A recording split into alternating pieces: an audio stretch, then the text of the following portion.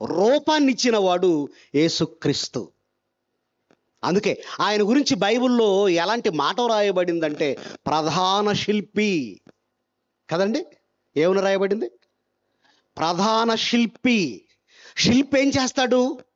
ఒక రూపాన్ని ఇస్తాడు, ఓ చక్కటి ఆకారాన్ని చెక్కుతాడు. చక్కటి ఆకారం. ఎస్, పరిశుద్ధాత్మ దేవుడు పర్యవేక్షణ. ఏది ఎలా ఉందో వాటన్నిటిని దగ్గరుండి చూస్తూ ఉండేవాడు. చాలా బాగుంది అని సర్టిఫై చేయటం, పర్యవేక్షణ.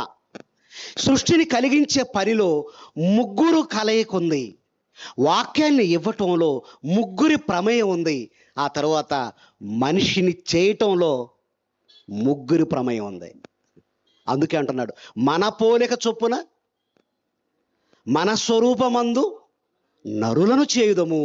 నిజంగా మీకు ఇవ్వబడినటువంటి రూపం, పోలిక సాక్షాత్తు దేవుంది. మీరు చిన్నవారు కాదు, మీరు తక్కువ వారు కాదు, మీరు అంటరాని వారు కాదు. సాక్షాత్తు దేవుని స్వరూపాలు.